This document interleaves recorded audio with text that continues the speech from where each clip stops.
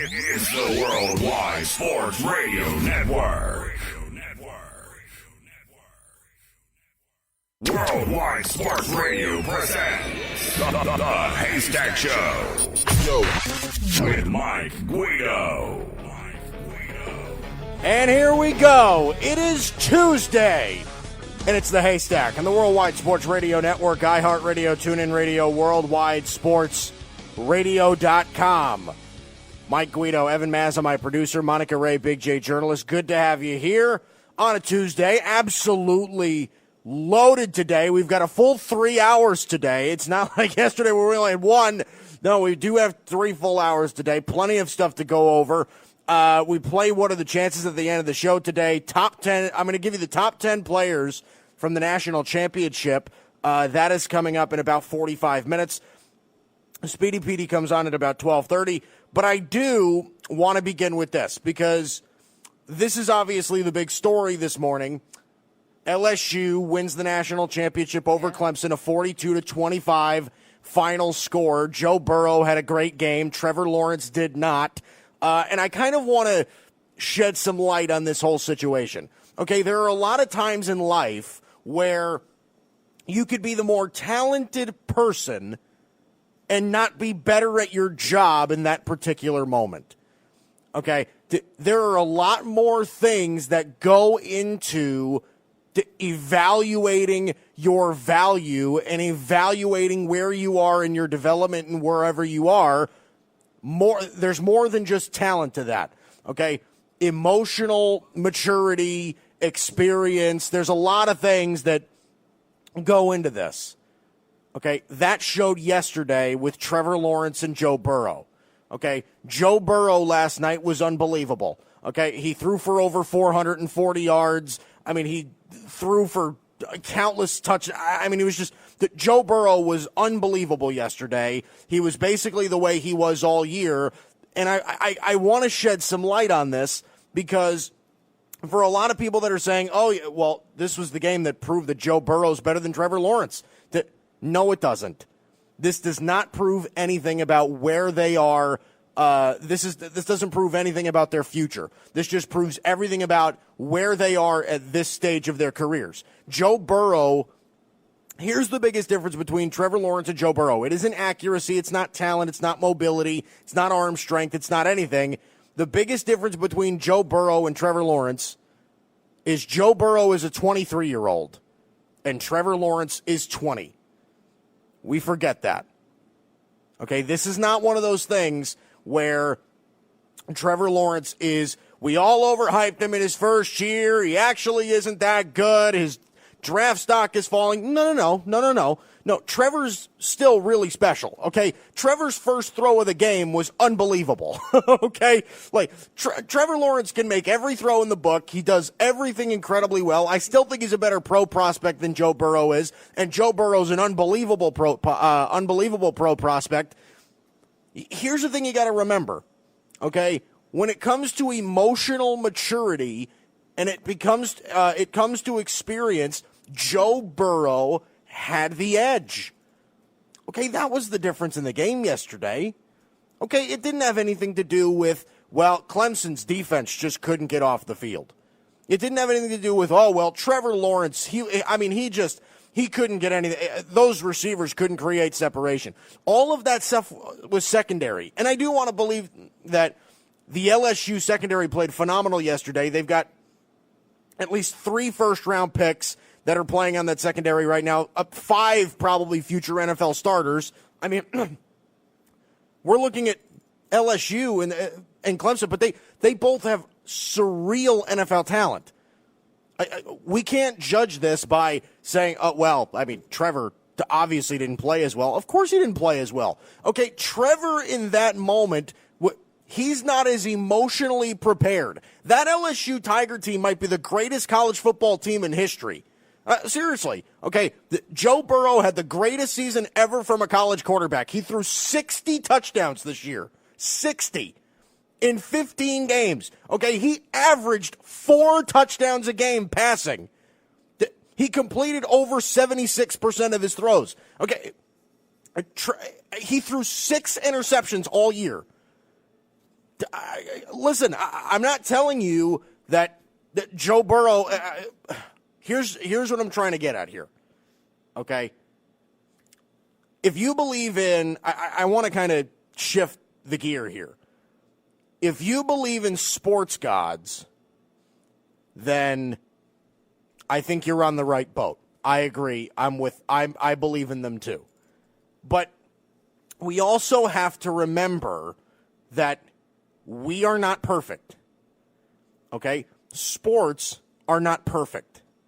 Okay? I tweeted yesterday that because of the mental preparation of this game, what both of these quarterbacks, because that's what this game was entailing. It was going to be about who had the better quarterback. Okay?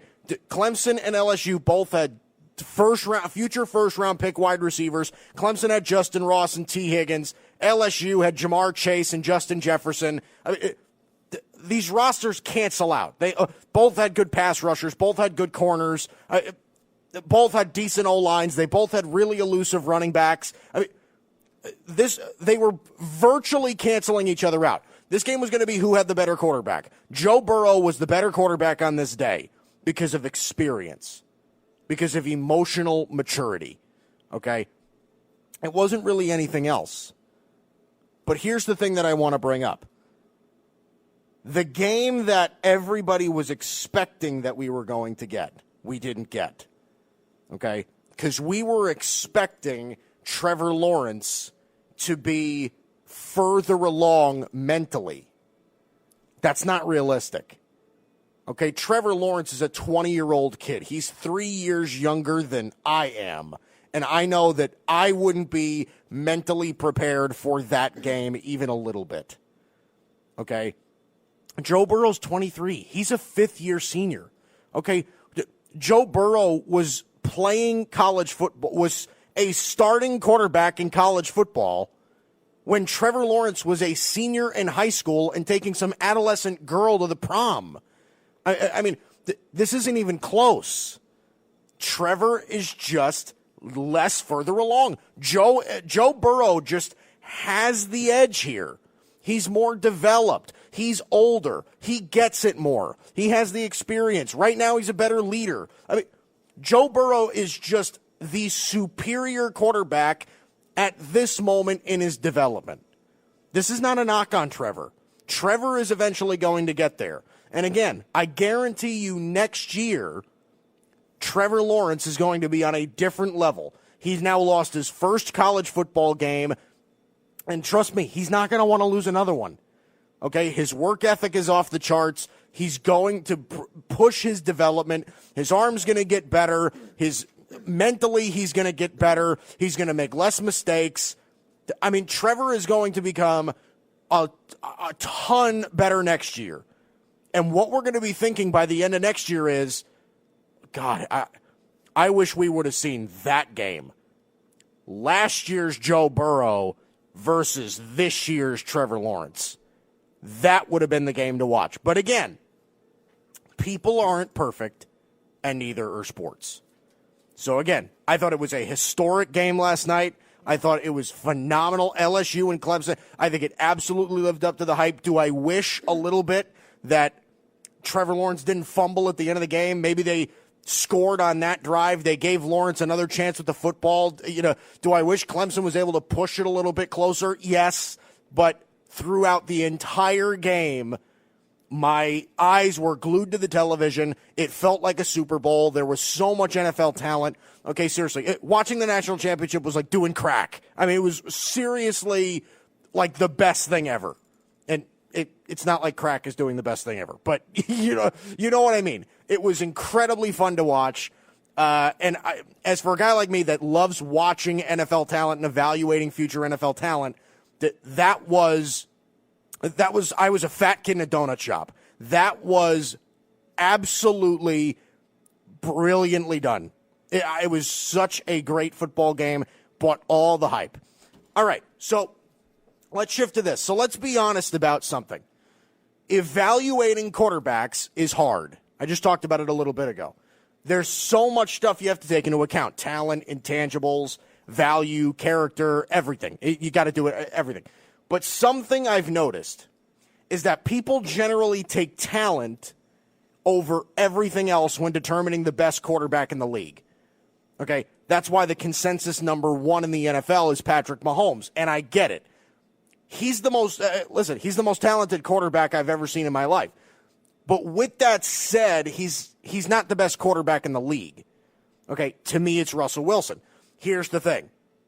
It was so easy to latch onto Mahomes last year. Okay, crazy plays, 50 touchdowns, extremely likable, a ton of success. The offense was just ridiculous. Okay, and we have every reason to love Mahomes. He's going to be incredibly good for a long time. Extremely likable kid. It's not as easy to get attached to Russell Wilson. Okay, the offense isn't always explosive. He's big time. He's married to a celebrity. He's not overly flashy. Russell Wilson just plays football, and he's really good at it. That's Russell Wilson. But what makes Wilson so special is how he's literally always there, okay, on the field and in the conversation. He's always there. Okay, think about what Mahomes has to work with in comparison to Wilson. Tyreek Hill, the fastest guy in the NFL. Travis Kelce, the best receiving tight end in the league. Sammy Watkins, a former top 5 pick. An above-average O-line. Andy Reid and Eric Bieniemy. I mean, Mahomes has nothing but weapons.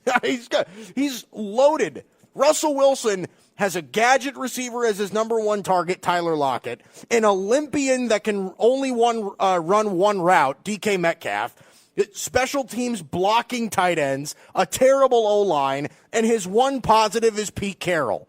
Oh, and let's not forget about this. His amazing running game is coming from a 7th-round draft pick.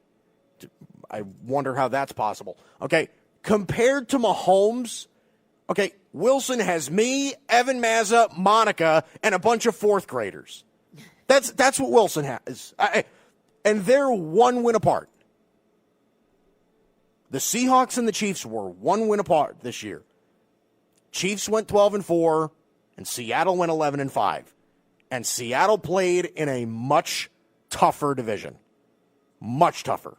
Seriously, the talent discrepancy is absurd. It's ridiculous. Also, think about this. Let's just draw our attention to this past weekend's games. Okay?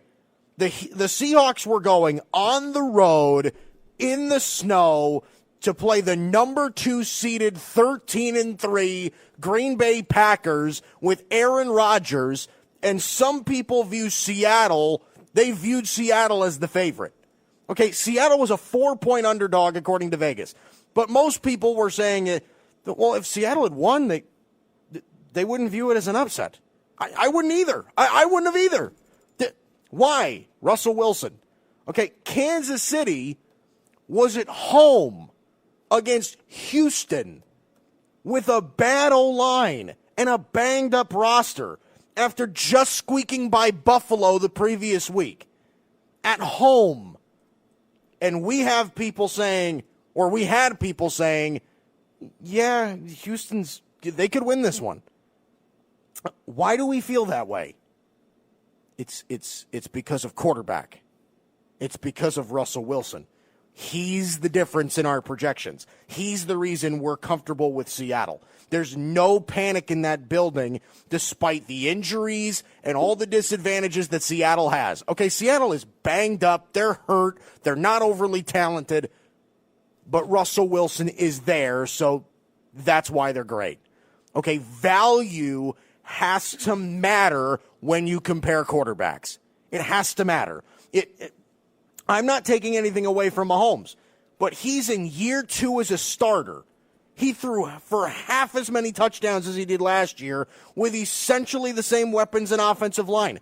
Where's the improvement? Okay, I'm not expecting him to win MVP every year, but he literally cut his rate in half. Okay, he's a phenomenal player, and he's going to be special and win a bunch of games. He's probably going to win a bunch of Super Bowls. But at this moment, he's not better than Russell Wilson.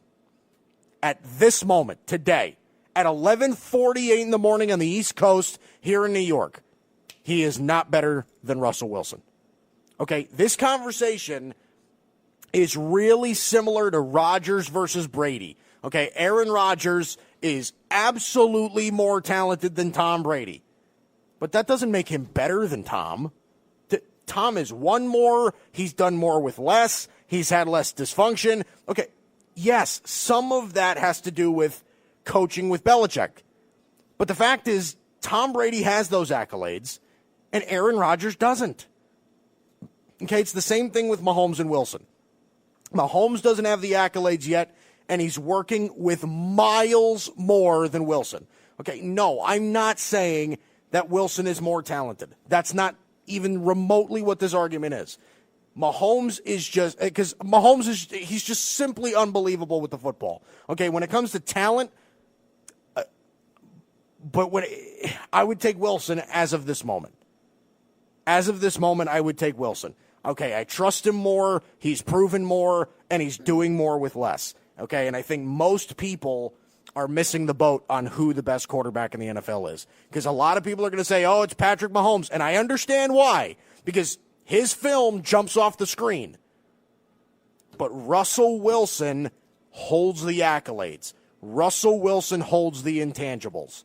Okay, if I were to take a guy right now over anybody, without question, it would be Russell Wilson, not Patrick Mahomes as of this moment. Okay, coming up next, I think what we're doing with this one player is amazing to me. It shows me how fast people are at jumping off a player after one game. I'll tell you what I'm talking about next. It's the Haystack on the Worldwide Sports Radio Network. You're listening to the Worldwide Sports Radio Network. You're listening to the Haystack Show on the Worldwide Sports Radio Network. Great to have you back. Haystack, Worldwide Sports Radio Network. Mike, Evan, Monica. I didn't even say good morning to you. It's not even the morning anymore, but good afternoon. How are you? Good afternoon. I'm doing okay. Did you miss me the last time I wasn't here? I did, yeah. I'm glad. And you got hurt? I got hurt, yep. I got tendonitis in my foot. A flat tire?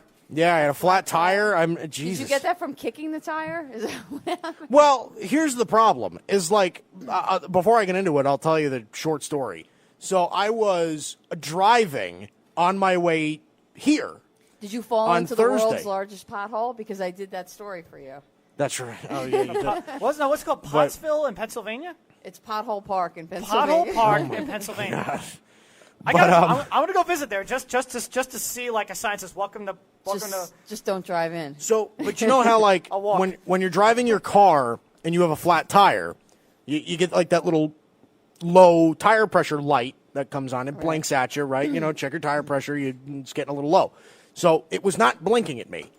I was driving, and all of a sudden I start feeling like that vibration when you know you have a flat tire. Yeah. I'm like, oh Jesus! I live out in Rocky Point, so I was halfway down William Floyd. Like I was probably by it around 25. Yeah. When I was down William Floyd, so I had to drive all the way back on a flat tire. Totally shredded my whole tire. Yeah. I mean, Did you bend the rim? Is the rim okay? Yeah, the rim was fine. I have really strong. I have aluminum alloy rims, so like they're sturdy as hell. But seriously, it was bad. So you kicked the tire and you got tendonitis? No, well, I don't know. Like the next day. No, actually, it wasn't the next day. It was that day where I was really hurting, and on Friday, that's when it caught up to me. I was like, oh my God, like this is bad. Like, so that was the day where I went to the doctor and they told me that I broke it. And I was like, how the hell did I break it? I literally just woke up and couldn't walk. And then I go to the orthopedist the next day. They say, no, you didn't. I don't know what they're talking about. You didn't fracture anything. You have tendonitis in your foot. I'm like, oh, excellent. Thanks. So that was that. That was fun. So you're loaded up on steroids, feeling I am loaded up on steroids. I am ready to go. I'm wearing my Untuck It shirt. I'm great right now. All right, so let's get into this. As a sports fan, I try not to let my emotions get the best of me on my opinions. So, I'll lose my cool about a loss or whatever, but when it comes to my thoughts, I try to keep my emotions out of it. So with that said, I don't let one game determine whether or not I buy into a player or a team or not. I just don't. So I get a text from one of my buddies a couple of days ago, and it said, exposed. And I said, who? Lamar? He said, yep, he's smoking mirrors. That's who he is. I'm like, wow. I can't believe how fast some people are to jump off a guy. I find that amazing. Okay, I mean, this guy's going to win MVP by a long shot. And he had a historic season. And people are already calling him out as if he's done. Like, he's exposed now? Let's shed some light on this for a second. Do we realize the astronomical leap that Lamar took as a player this year? Okay, yeah, he ran like crazy, but he developed as a passer like crazy. Seriously, his completion percentage jumped up by 8 points from last year. He went from 58% to 66% overnight. He led the league in passing touchdowns. He threw 5 touchdowns in a game 3 times this year. I mean, what are we doing here? This is the problem with being a quarterback that can run. Everybody automatically takes away your ability to throw even if you can. It's amazing. People are so petrified with running quarterbacks that anybody that can run is due for they're due for league-wide death. Like, that's what they're due for. Okay, here's the thing. I get it. But can we slow down and not jump to judgment? Yes, running quarterbacks don't work out in this league, but that's only because they can't throw usually. Lamar can throw. He can. He's not a 100% polished thrower yet, but he's in year 2 for Pete's sake. He just did. Lamar is never going to be Patrick Mahomes, and that's fine. Okay, he doesn't have to be. Okay, Ryan Tannehill just beat the 2 behemoths of the AFC by throwing for less than 100 yards in both games. I'm pretty sure he completed like 18 passes. Yeah, right. Something like that. Right. He didn't throw the ball at all. Ryan Tannehill completed. I got to get the full Ryan Tannehill playoffs. I think he completed 7 against the Ravens and 8 against New England. He completed 15 passes, and he threw for 160 yards in both 160 yards in both games combined. Tannehill completed 8 plus 7, 9, 10, 11, 12, 13, 14. Yeah, 15. Also, I'm so good at math. Yes, great job at counting. Yeah, moron. Also, I want to set some perspective on this. Do we realize that this was Lamar Jackson versus the entire Titans team? He had absolutely zero help from anyone last night. Zero. The receivers had how many drops? How many? 20? They counted 5 drops statistically. Okay, well, it felt like 20. I mean, and it was obviously not last night, but 20 drops? I mean, it was insane. He got zero help from anybody. Okay, Mark Ingram was playing hurt. Mark Andrews was playing hurt. And Mark Andrews playing hurt resulted in one of Lamar's picks. Okay, the Ravens' offensive line, which has been unbelievable all year, was horrific. And listen, I was never bullish on Tennessee's pass rush. They're solid, but they're not great. Lamar got sacked 4 times. Okay, the ultimate escape artist in the NFL got dropped 4 times. And they also that's like giving up, like, to a normal quarterback that doesn't move that much, that's like giving up 10 sacks. And Tennessee also took away, again, credit to Tennessee's defense. They took a lot of any lanes that he had to run, they took it away. They did such a great job coaching and coaching him up. They had a great game plan. Any lane that he had to run the football, they took it away right away. Look, I think it's exposed. No, I think it's 5 words. He had a bad day. And I'm not going to say – I know the drops were bad, and I know the offensive line played its worst day. Lamar, he didn't have his best day, but he also had a bad day. But the fact that Lamar was able to hold hope for the Ravens that late in the game was incredible. Okay, like I found it amazing how, like, Lamar never let the game get absolutely out of hand. There was the Ravens were in this football game for until pretty darn late. Okay, keep this in mind also. Derrick Henry is controlling the playoffs to this point. He's controlling it. He's a special player. Okay, he's just so much bigger than everyone else, and he can run like a wide receiver. Derrick Henry is in command of the entire playoffs right now. Okay, he ran all over two real good defenses without a problem. Okay, he's run for 377 yards in 2 games, and he threw a touchdown. I mean, seriously, you got to be kidding me. That was a great play call. Yeah. That was a great play call. The Ravens couldn't stop one guy for Tennessee, and that cost them. It did. Okay, in the NFL, it is so easy to pin all responsibility on the quarterback. Most important position, and truthfully, it's a real solid cop-out for people looking for an easy excuse. It really is. That's not the case here. Lamar did everything he could to keep the game manageable, and he couldn't do it, and that's fine. But we also have to realize that in the NFL, sometimes a tough loss is just a tough loss. It goes no further than just rust and players not playing well. That's it. Not everything has to have a crazy in-depth analysis behind it. It just doesn't. The Ravens got outplayed. They did. The Titans had a perfect game plan, and the Ravens look like they haven't played in 3 weeks, which realistically, if you factor in a lot of their star players and their starters, they really haven't played in 3 weeks.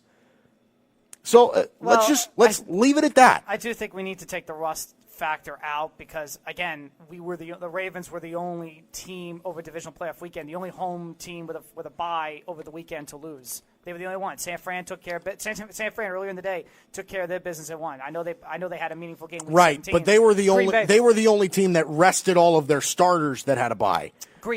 Well, didn't Green Bay rest their stars in Week 17? No, they did. No, they didn't because every other team that were playing for a bye, that ended up getting a bye, were playing to get that bye. Right, I know that. The Ravens were the only team that had that game locked up, so they were the only team that rested their starters. I'm still not going to use that as an excuse. I'm still not going to use that as a reason why they lost. I think it's part of a reason. They really got beat. Like you watch that game and they just got flat out beat. They really did. I'm not going to all three of the teams both won.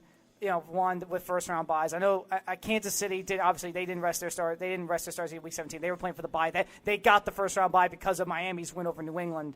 Mm-hmm. You watch that game though against Tennessee. They got beat. I'm not going to use the first rust. Yeah, like I said, they got outplayed. I'm not going to use the. They got outplayed. Factor. They just got beat. This was. They didn't lose 26-20 and maybe a drop pass or a missed block whatever that hurt them or just a slow start hurt them. No, from the very get go they were dominated. From the very get go of the game they were dominated. So I'm not going to use that as a thing. Point is, don't blame Lamar for not stepping up because he's the only one that did.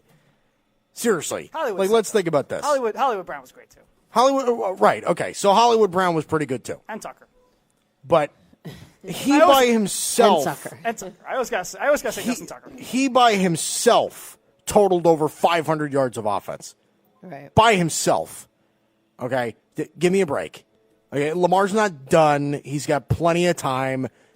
Exposed. Give me a break. And he's 23. We talked. You just got finished talking about the age factor of Lawrence and Burrow. Lamar's 23 years old. He just turned 23 on my birthday. Funny enough, January 7th. We share the same birthday. We share a birthday.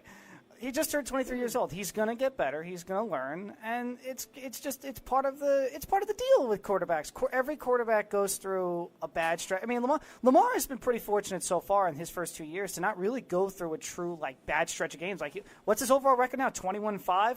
Something like that. I think that's like his overall record, including playoffs. He's 19-3 in his regular season career. Okay, so that means he's 19-5 in the postseason. I thought maybe he had 20 wins because 13 and 6, yeah.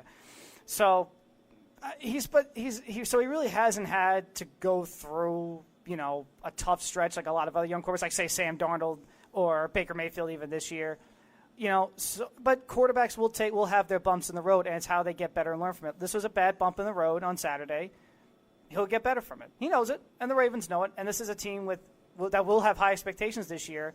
Unlike coming into this season, they will have high expectations next year, and they're going to get better from it. They'll learn from it. They'll get better. Lamar is going to be better. He'll be fine for this. I'm not worried about him in terms of his performance on Saturday. All right, let's go to the news with our Big J journalist Monica Ray here on a Tuesday.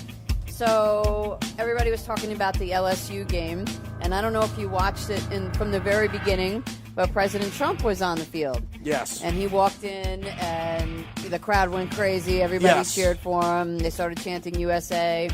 And I was reading some of the posts, and they were saying that the audio people piped in cheers to drown out the boos so the president wouldn't be embarrassed. I personally think that's fake news. Are you kidding me? You got to remember, I was telling my fiance this yesterday when the game started, and she was like, "Wow, I'm really surprised that Trump is getting so many cheers." And I said, "Well, honey, you got to keep in mind, they're down in New Orleans. Not every place is like here. Right? You know what I mean? New Orleans is." If you go down south, most of those people are pretty conservative. Yeah. Whether they support Trump or not, it's either they have the respect for the office, so they applaud the president, right? Hey, cool, the president's here. You know what I mean? Or that's the thing. It's funny you bring that up because I saw a story late last night or early this morning, whichever one, and it was that the actor Vince Vaughn. Yeah, that's what I was going to say next. Vince Vaughn was at the game, right? And he, at least for a part of the game, was sitting next to President Trump and the First Lady. But they were talking and whatever. And then at the end of the exchange, they shook hands and kind of shared a smirk and a smile and everything like that. They having a civilized conversation. They shook hands at the end of it before Vince Vaughn left. And Vince Vaughn is getting crucified. Yeah, How could you shake hands with that guy who's trying to tear down I'm like, people. So he's been blacklisted in Hollywood now. Okay. So, unbelievable. But do you see what, there is such a difference between what is acceptable to people now and what used to be. You can't shake the president's hand without getting blasted on social media. Well, can't. People are saying, "Oh, I no longer have respect for Vince Vaughn." Why? Because he shook somebody's hand, for Christ. Come on. I'm going to say this. I didn't vote for Hillary. I didn't vote for Obama. But guess what? When they won, I wasn't a crybaby. I didn't need a puppy. I didn't need a day off work. I didn't need any of those things. Did anybody actually eat a puppy? No, I said need a puppy. I don't eat puppies. Need a puppy. No, I was eat a puppy. They had those little... What kind of monster eats a puppy? A Democrat. Evan, maybe? Evan eats a puppy. But He's looking at me like, no. Sick of it. He came out to support a game. Everyone was... I think Vince Vaughn's an LSU fan. I think that's why he was there. Vince Vaughn is a fan. So you know what? Who cares? Whatever. Like you said, have respect for the office. I don't understand. And if you don't like the United States, get the hell out. Well, I'm done with it. I'm just amazed. I really am. It's just So, shaking somebody's hand and you can't get away with it. It's so ridiculous. We have some baseball news. We know there's big problems in Houston. Houston, we have a problem. So. Oh boy, I wonder how many newspapers or websites or whatever use that headline. Houston, we have a problem. That'd be a good one. That would be a good one. But I wondered. Seriously. I wondered what your thoughts were about this. So they were fined by Major League Baseball $5 million. Yes, that's the max that they can get fined. And they had the suspensions, which we know resulted in firing. Yeah, Jeff Lunau, the general manager, and A.J. Hinch, the manager, both got suspended for a year. And the owner fired him. And then Jim Crane fired him. Which, good. But fine, yeah, whatever. I wondered about this. What about, this all came into play for the 2017 and 2018 seasons, right? They won the World Series in 2017. Are they still keeping their title? Yeah. Even though they cheated? So Major League Baseball is not stripping the title. So, and I don't think they should. Like, I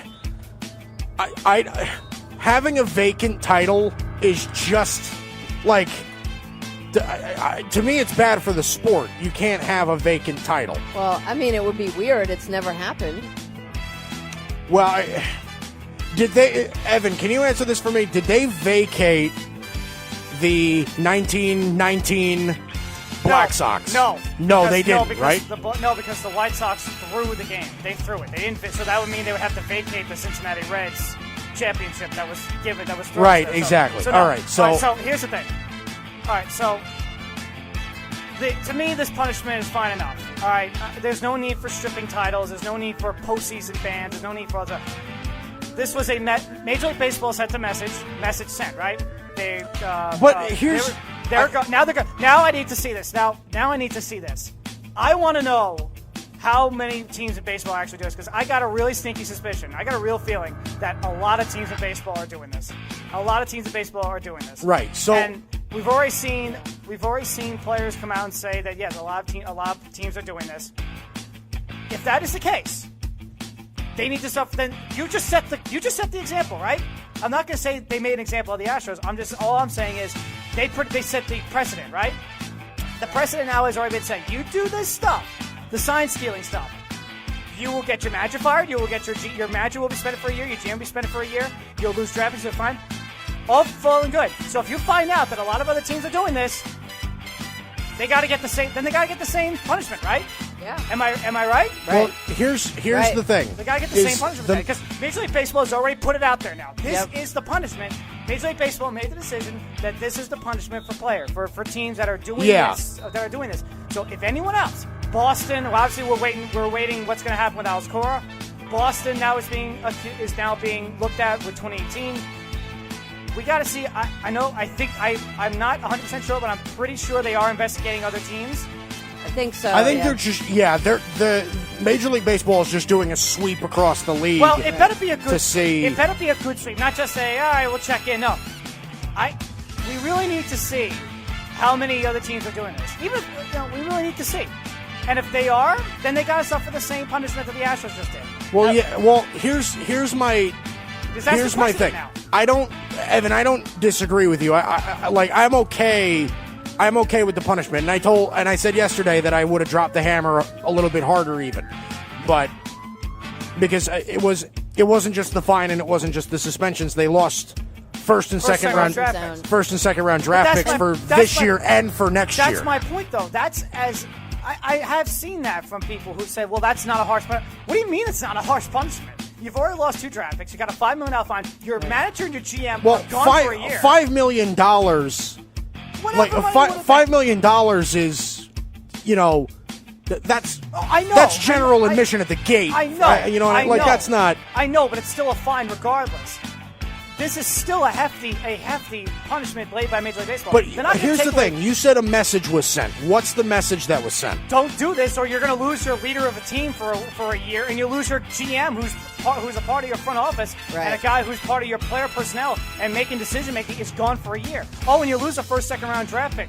Houston Astros and Jeff Luhnow have pretty much built this team on draft picks.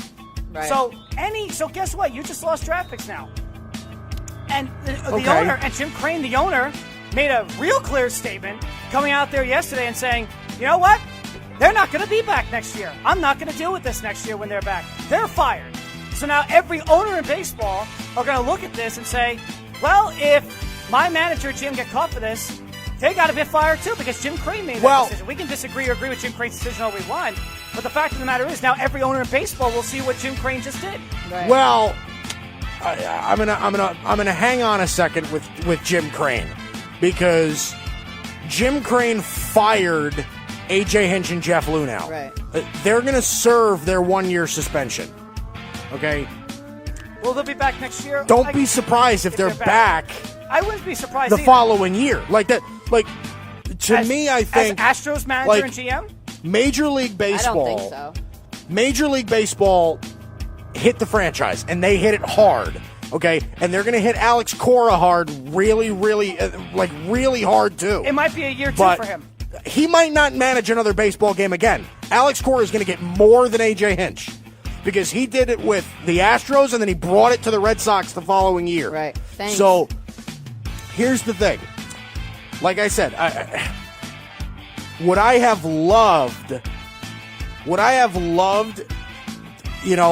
making things a little bit, making the league format a little bit awkward for a year? No, I wouldn't have loved that. But I think that the goal shouldn't be, this should be your punishment because of this. The goal should be, we're going to punish you this hard to make sure that you don't do this again. Right. Okay? And to me, to this set an has to be example.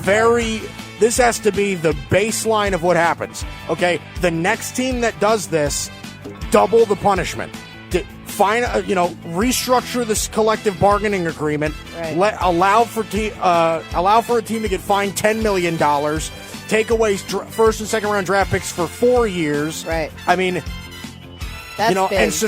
and suspend your manager and your GM for 2 seasons. Right. Like, this has to be the absolute baseline. Okay, listen, you're talking about the integrity of the game. You are literally talking about, with the Houston Astros in 2017, the Astros took away a season from everybody else. Okay, that season is now irrelevant because they cheated to get their way. And here's the problem. They might have won the World Series anyway. The Astros were really, really good. Really good. But they took away a team season by doing that.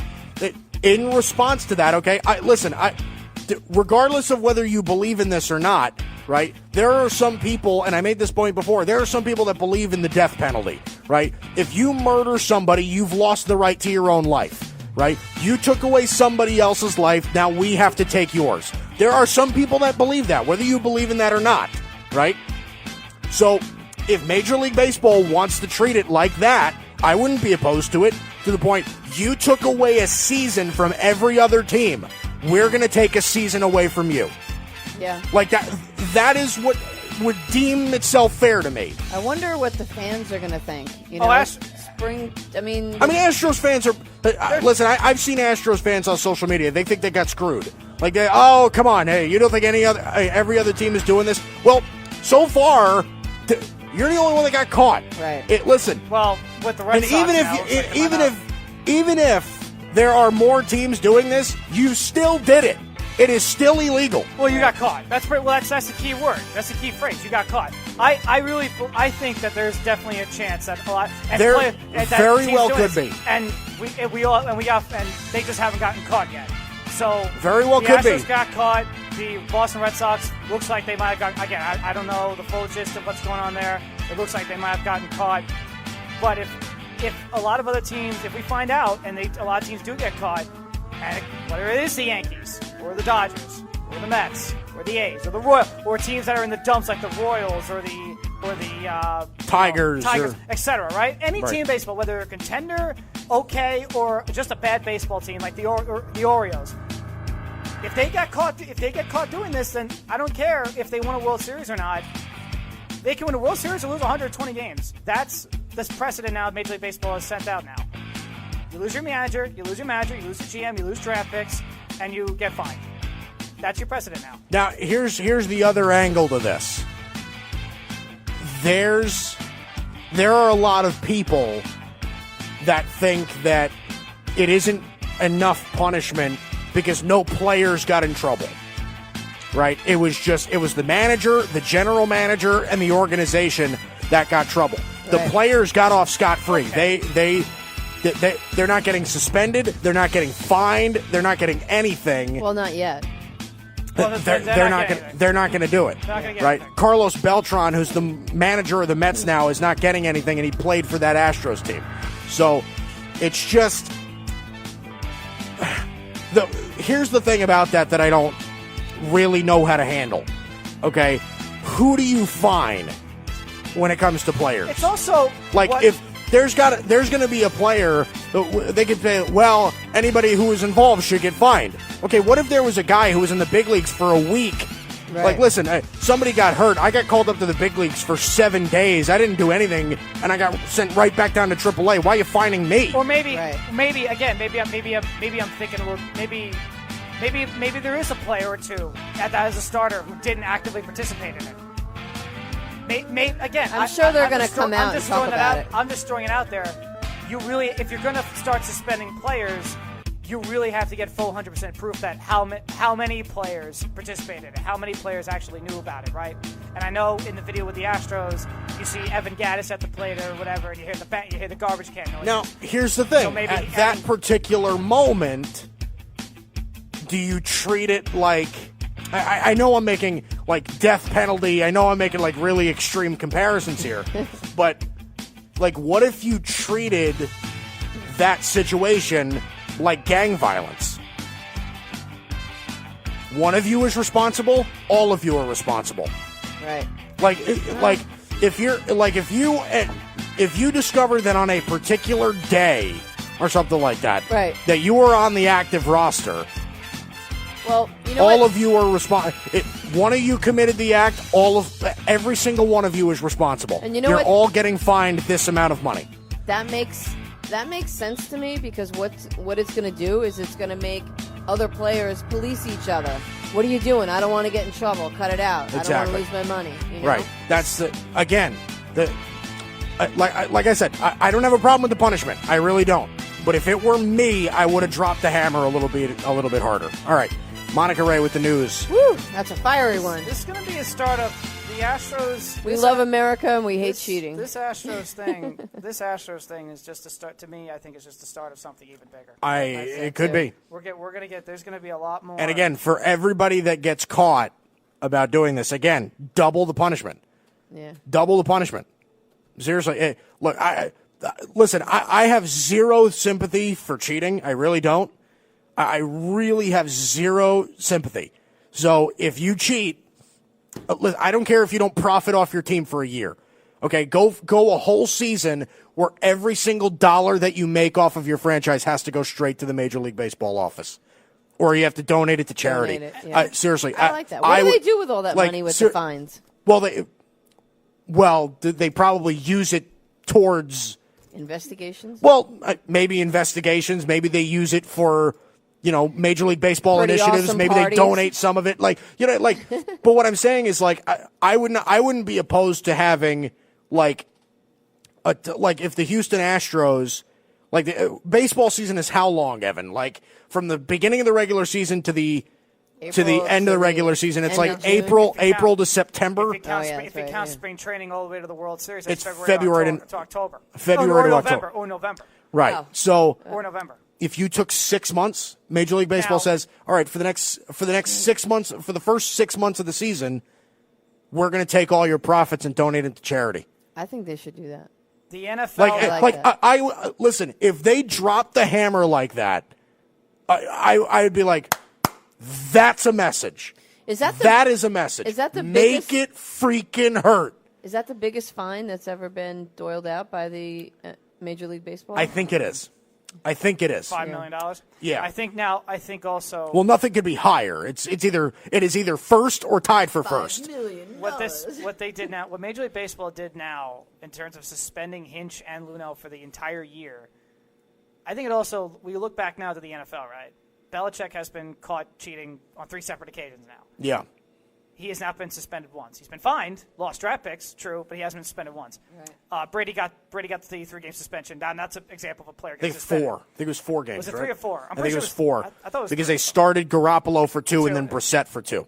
I thought Brissett started 1. I'll have to double check. No, Brissett started 2. I'll have to double check. Jimmy G went 2-0, and then Brissett went 1-1. Okay, I'll have to double check. All right, I'll check it. I'll check it out. I could have swore it was 3 games, but Sean Payton with the Bounty Gate stuff, Do they hold? Do they actually? No, Peyton actually did get suspended. I believe Peyton did get suspended for 8 games or an entire year. Again, I'll have to look back on what happened there. But still, Belichick has been caught cheating 3 times, and not once was he ever really suspended. Again, fine, lost draft picks, but never really suspended. Major League Baseball, unlike the NFL with Belichick, sent the clear message to head coaches, that know about what's going on. Hey, we don't care how successful you are. A.J. Hinch has been a pretty darn successful manager over these last couple of years. He's been the Astros manager. You're done. You're suspended for the year. Yeah, You're not I'm with you. You're not participating this year. The NFL never did that with Belichick. Yeah. They never did with Belichick. So, I don't know. I definitely think the punishment's enough. Would I, going farther and taking away World Series, taking away postseasons? No. I don't know how far we can really go with punishments in terms for the Astros. I think they got a hard enough, big time punishment that could very well hurt them that could very well hurt them again. They built their team on draft picks. They just lost 2. Yeah. All right. Coming up next, bring on Speedy Petey, our football guru. Bring him inside the national championship this playoff weekend. Bunch of stuff with him. It's coming up next in the Haystack of the Worldwide Sports Radio Network. You're listening to the Worldwide Sports Radio Network. Worldwide Sports Radio presents the Haystack Show with Mike Guido. Hour 2. Here we go. On a Tuesday. It's the Haystack on the Worldwide Sports Radio Network, iHeartRadio, TuneIn Radio, WorldwideSportsRadio.com. Mike Guido, Evan Mazza, my producer, Monica Ray, Big J journalist. Good to have you in. Hey. Hey, how are you? Hi. Hey. Oh, my God. Yeah. Well, you always crack up whenever I make fun of you a little bit. A little bit, yeah. But, yeah, right. A little bit. Yeah. Whenever you laugh, I'm just like, it's Monica. Hee. I do that with my fiance too. Hi, I'm Paula. Hee. She doesn't sound like that. I know. That's my automatic girl voice. It's just like every girl I meet. Hi, I'm Paula. Hee. I automatically throw the little giggle in there. So, all right, let's go to Speedy Petey. Through the phone here, one of our producers, pretty much a producer of every network on this program on this network. I can't speak or do anything. I'm a mess You're here. all hopped up on steroids. I'm hopped up on steroids. Making you crazy. Seriously, I feel like a junkie. You should have seen him on break. He did a Hulk Hogan. He was like, oh yeah, seriously. Listen, I can't play Major League Baseball now. I'm on performance enhancers. Yeah, that's right. I don't know how these are performance enhancers. I feel like crap when I take these. But 80-game suspension. Feel no pain, right? Seriously, steroids are awful. All right. Speedy, how you doing, bud? Good, all right. All right, so there we go. We have them. Thank God we have them. Something works around here. It's crazy. That's how I felt like. I felt like you were stalling for to wait on it. Yeah, right. All right. Speedy, before we get into anything NFL, I want to talk a little bit of national championship.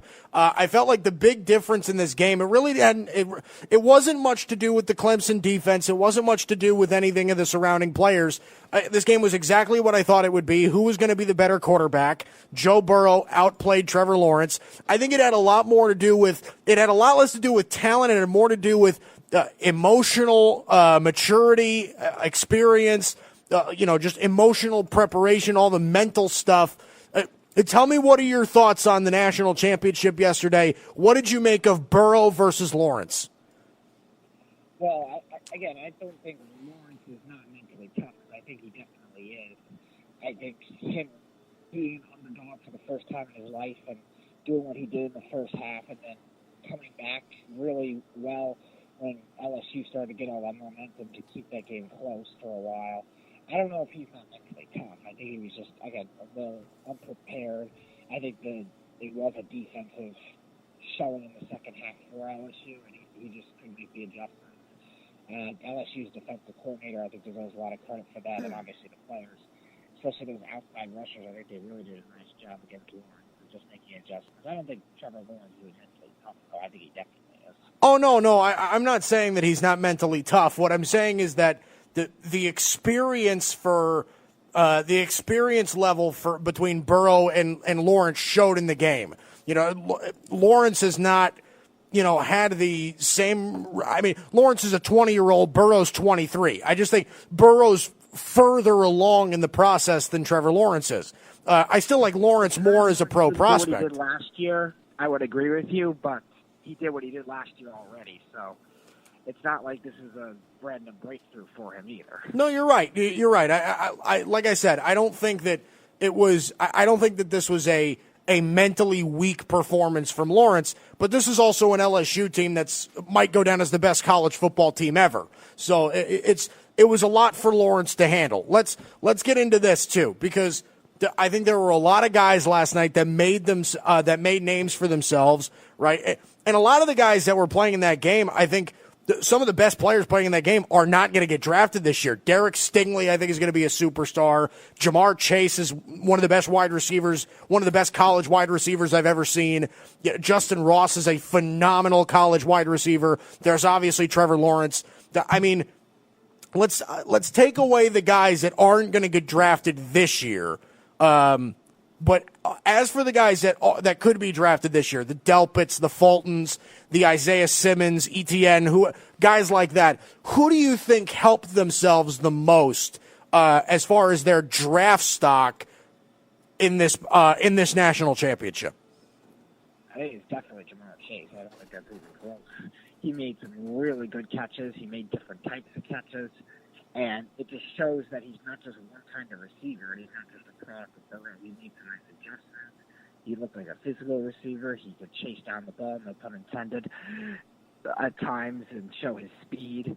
And he's a good route runner. I think he's really more of a complete receiver as the year has gone along, and he really grew again against a defense in Clemson that is down from where they were last year, but it's still a tough defense in comparison to the rest of the nation. So I think he did a nice job in terms of all aspects of receiving. He had that one drop, which should have been a touchdown, but again, one drop out of, 12, 13 targets that he got. He got a lot of targets in that game, and he did a lot of different things with them, and I think he showed that he's not just a statistically great receiver, but he's also a complete receiver, too. So of the guys that could be drafted this year, because Jamar Chase isn't eligible until 2021. But of the guys that are eligible for this year's draft, who stood out to you? I think in terms of this year's draft, I think definitely Isaiah Simmons, stood out even though they lost. Just because I think the way he's used, I think, is definitely going to be a big advantage. The versatility, he could be used as a middle linebacker, outside linebacker. He could be used as a slot corner. It's very Honey Badger-esque, where you could just line it up in so many different spots. And again, even though he was on the losing team and he had some mistakes in the second half, I'm not saying he played amazing, but he definitely, him being used in different spots on the field makes it so much more enticing for a team that needs just defense in general to draft somebody like that. I know he's not a premier pass rusher. I know he's not something you would draft that early normally, but if you're a team in the top 10 looking for just a defensive player that could be a game changer, I think it's Isaiah Simmons. Yeah, I'm with you on Simmons. I think he's going to be one of those players that's just, you can put him anywhere. I saw something on Twitter last night where it said, it was a draft guy, and he said, I get questions all the time where people ask me, where do you play Isaiah? Like, what positions does Isaiah Simmons play? And he said, defense.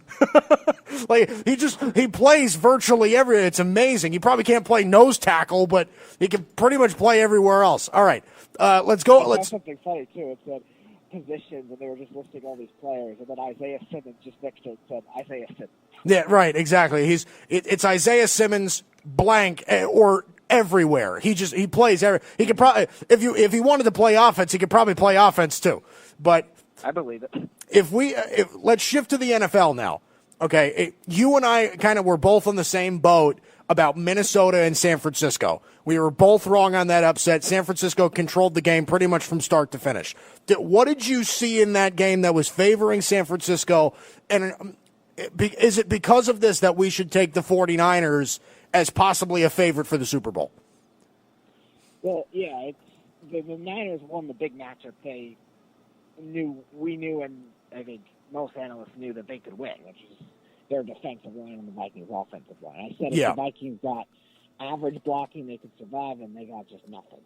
Their offensive line was putrid in all aspects, especially on the interior. I think Eric Armstead is as dominant of a defensive line performance you can get from him, but everyone else was in it too. The defensive tackles, obviously, both are playing well. That was just the one matchup they dominated. It was simple as that. And I also think Emmanuel Mosley, as a second corner, played very well as well, which is a big key in stopping either Thielen or Diggs, whichever one Richard Sherman wasn't on. So I think just those key matchups really fueled the Niners' defense. I don't think the Niners' offense was anything incredible. They were good at times, but I don't think they were consistently just having these enormous drives. They didn't seem like they had a lot of flow. I think the difference with the Niners' offense was the receivers were making the tough catches that the Vikings receivers weren't when they needed to, when Garoppolo was under pressure. Because the Vikings, I don't think, struggled to get pressure on their own right either, but the receivers that are, again, smaller receivers, that you're not used to making those tough catches in traffic or getting hit or just tough jumping catches, they made those in this game. So I think that was really the difference. I don't think the Niners' offense really was amazing, but it was just good enough. It was good, and the defense was fantastic, especially on the defensive line. So I think that, before we get – because I want to ask you a little bit about Russell Wilson and Patrick Mahomes and guys like that. But before we get into that, the Ravens losing to Tennessee was the shock of the weekend, okay? And the Titans – it wasn't a close game. The Titans absolutely blew them out. What were the Titans doing that was just flat out beating the Ravens, and what were the Ravens not doing in that situation? Well, I said, and all the pick-ems I did last week, I said the Titans' defense has the best chance of containing this style of offense based on the way they were built. And also, that game showed it was based on the way they were coached, too. The way they were built, you got outside rushers, which generally have a better chance of containing a RPO running quarterback like Lamar Jackson. You had fast moving linebackers. Even with Jaylen Brown hurt, David Long played very well, and the safeties they were subbing in, so they were using the 3 safety packages, did a nice job. They brought up Adoree Jackson sometimes. They brought up Kevin Byard sometimes, using what the Chargers did last year in their playoff game against the Ravens. So they mixed in all different concepts, and that's where Mike Vrabel, I think, really deserves a lot of credit. But I also think the GM, John Robinson, really deserves a lot of credit, too. He built an offense, or he built a defense that not only played to the style of the Patriots play, but also for these RPO-type quarterbacks. He built that kind of defense to prepare for that, too. And I think both sides really deserve a lot of credit, but Vrabel in particular did a nice job rotating players. I think the players did a good job being disciplined, being patient, not over-pursuing Lamar Jackson, and making him essentially overthink himself at times. And being how athletic Lamar Jackson is, you kind of have to do that to rattle him a little bit, because Lamar Jackson was all year long fooling people, whether it was with him running, whether it was with him making a quick read, whether it was making an extended read. He was playing 9 games with defenders. Now, the defenders made him think and either made him impulsively throw, made him throw where he looked rattled, or a wobbly throw. They really did a great job staying patient, staying in their gaps, just all that. And again, the structure of the defense, I think, really helps too. Now, getting into Patrick Mahomes and Russell Wilson, I said this a little bit earlier. I think that it's fair to talk about Patrick Mahomes as the best quarterback in the NFL based on his talent. But here's the thing. If I were to tell you that Russell Wilson were the best quarterback in the NFL because of the accolades, because of the intangibles, because of what he does with much less, I mean, Patrick Mahomes just has a lot more help. Is it fair for me to say that most people are missing the boat on the best quarterback in the NFL? Is it crazy for me to think that it's Russell Wilson over Patrick Mahomes? No, I don't think so, but just because I think Russell Wilson, when it comes to him with his play extensions, I think his creativity really makes a difference.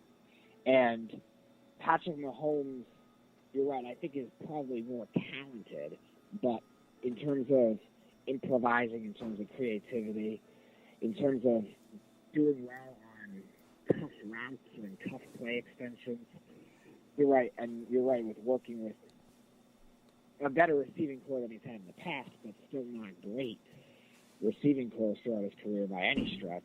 Yeah, I would say he's definitely done more with less his whole career, and I still think, in terms of what he's done this year, I think he obviously Mahomes was hurt, so it's tough to judge what it would have been the whole year. But even the 13-game sample he did play, I think Russell Wilson did play better as a whole this year. So yeah, I think he has a case for the best quarterback in the NFL for sure. So last thing before I let you go, Speedy, right now with Titans, Chiefs, Packers, Niners.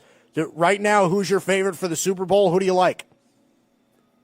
I like the Titans over the Chiefs. I think that'll be a close kind of middle-scoring game, but that running game is just too much right now, and the Chiefs have had trouble stopping the run for much of the year. They've been better in the second half, sure, but we're going to have a Chris Jones that's not 100%, linebackers that are still average, really, with the exception of Ragland. And, again, it's a pass defense team. They got a good pass defense. Their run defense is still been spotty, and that worries me against a team that controlled the clock against the Patriots defense, which is not great against the run for league standards, but it's great for them. They're usually a team that lets teams run and stops the pass.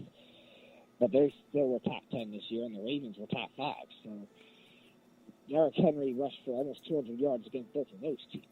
So then you bring the Chiefs in, who the Titans have dominated the Chiefs. I think they won 6 out of the last 7 meetings. But this was a lot. This is when the Titans were still kind of a below-average team for a while too. So I think they know how to handle Andy Reid's style of coaching. I think the matchups in this case with Derrick Henry really favor them, and defensively too.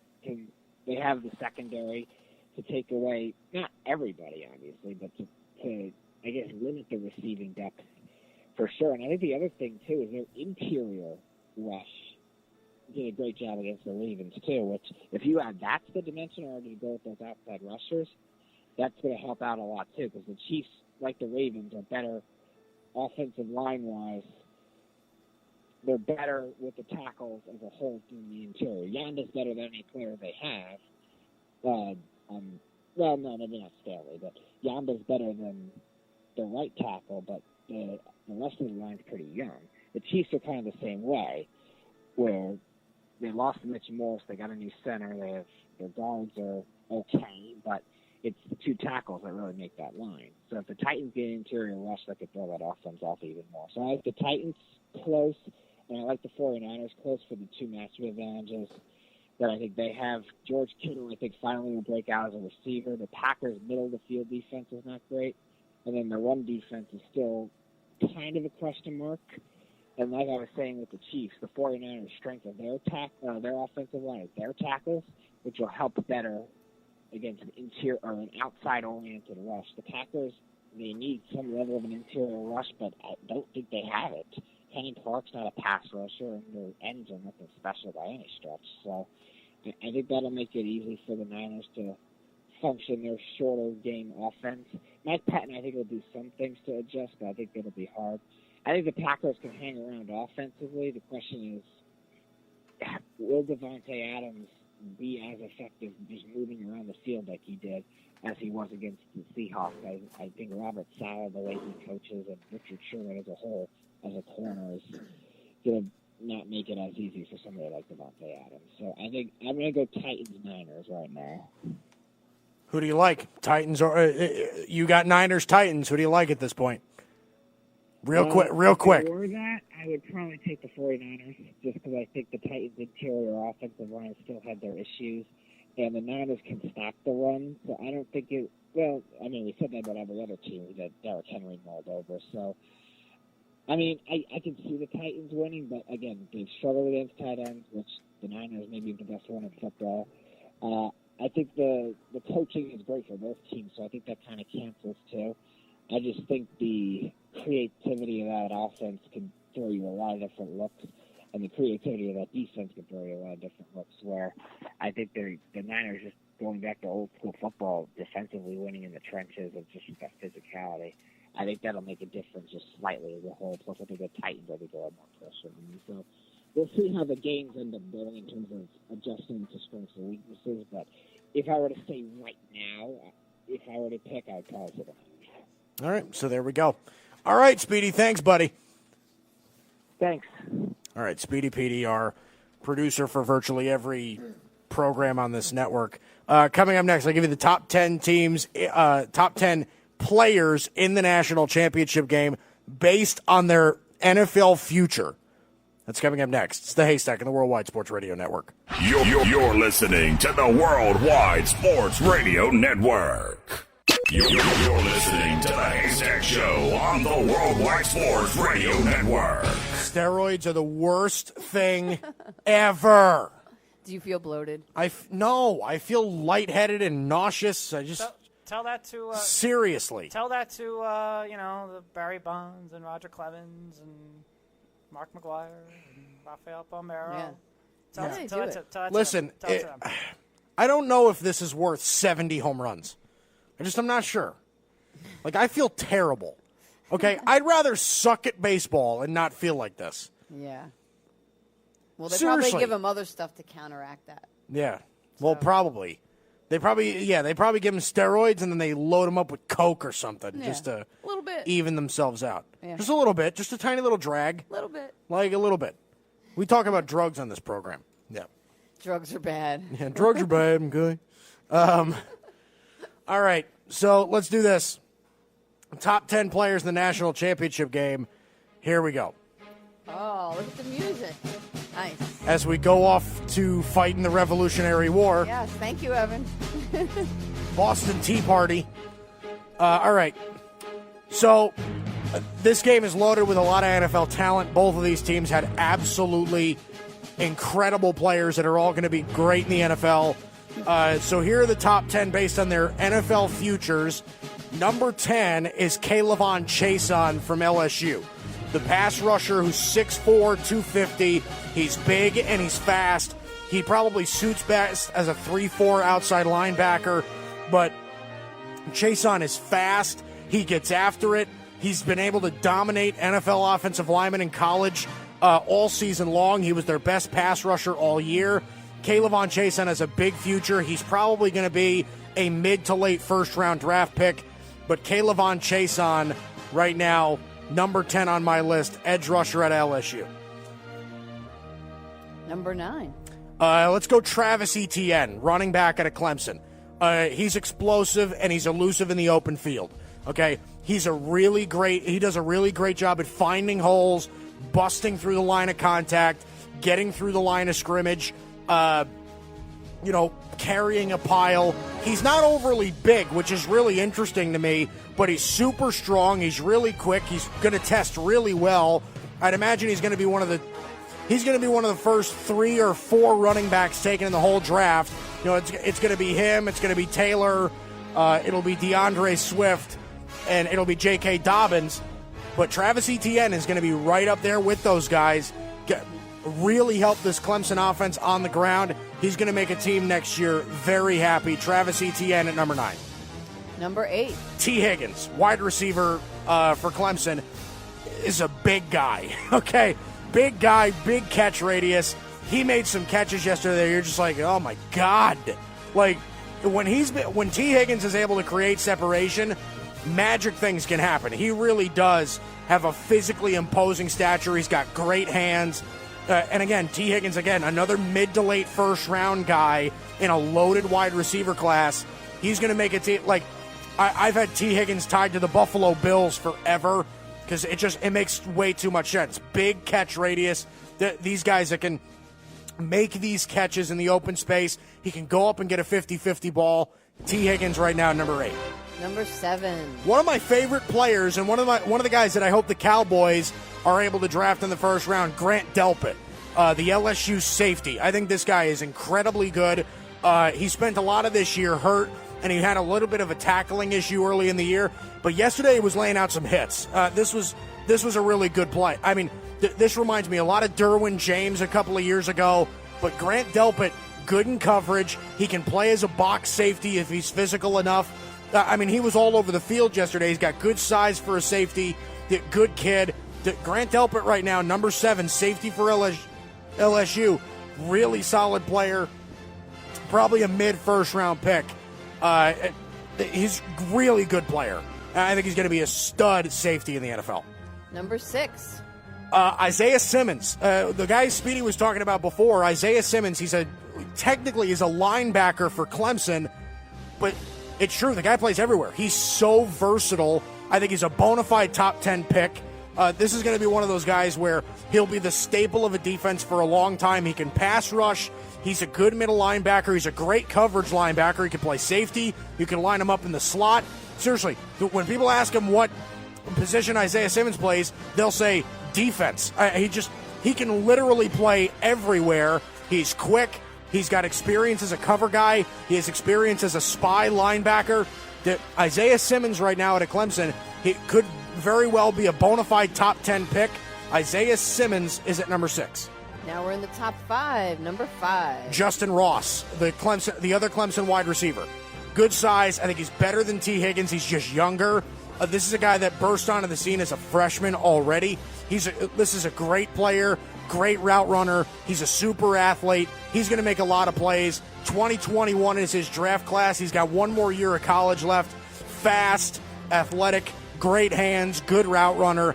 There's nothing wrong with Justin Ross. He's a really good player, and he's only going to develop into a better one. Justin Ross is number 5. Number 4.